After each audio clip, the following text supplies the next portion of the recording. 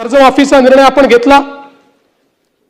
आपण राष्ट्रीयकृत बँका, व्यापारी बँका, खाजगी बँका, जिल्हा मध्यवर्ती सहकारी बँक सगळ्यांची बैठक घेतली आणि या ठिकाणी त्याच्या आधारावर सगळा डेटा घेतला आणि त्यानंतर मिळालेल्या माहितीच्या आधारावर पुण्यश्लोक अहिल्यादेवी होळकर शेतकरी कर्जमुक्ती योजना आपण तयार केली। आता असं देखील म्हणण्यात आलं की 12-13 हजार कोटीचाच लाभ मिळेल आणि 36 लाख शेतकऱ्यांवर अन्याय होईल। हे विधान पूर्णपणे चुकीचं आहे, हे योग्य नाही आहे। खरं तर 56 लाख शेतकऱ्यांना 36,585 कोटीचा लाभ देणारी ऐतिहासिक अशा प्रकारची योजना आहे।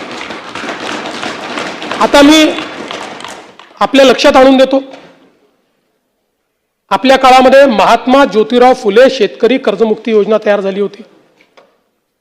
यामध्ये केवळ अल्पमुदत पीक कर्ज आणि पुनर्गठित कर्जासाठी 2 लाख रुपयापर्यंत ही योजना तयार केली होती।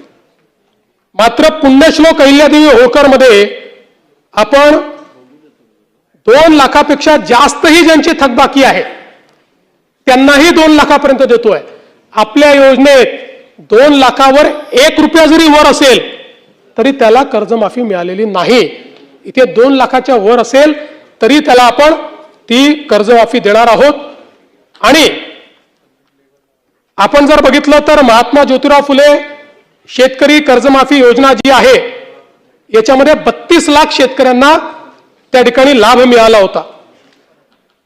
त्यापैकी बहुतांश शेतकऱ्यांनी पुन्हा कर्ज भरलेलं आहे, काही शेतकऱ्यांनी भरलेलं नाही।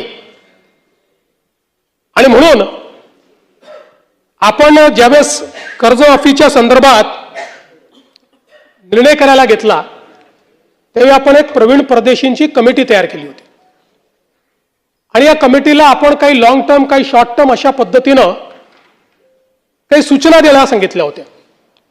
त्यामध्ये सूचना देत असताना काही लॉंग टर्मच्या दिल्या, काही शॉर्ट टर्मच्या दिल्या, पण एक गोष्ट प्रकर्षाने त्यांनी मांडली। खरं म्हणजे बोलताना रोहितजींच्या ते लक्षात आलं नाही, ते असं म्हणाले की नैतिकतेवर शेतकऱ्यांच्या प्रश्न दिनोट, नैतिकतेवर नाही। त्यांनी त्या ठिकाणी जे मांडलंय, महाराष्ट्र एकमेव राज्य आहे की ज्या राज्यामध्ये 17 मध्ये कर्जमाफी, 20 मध्ये कर्जमाफी, 26 मध्ये कर्जमाफी, असं कुठेच झालं नाही। त्यांनी चिंता ही मांडलेली आहे की बँकिंग सिस्टीमचं काय होईल। बँकेमध्ये कर्ज परत करण्याची जर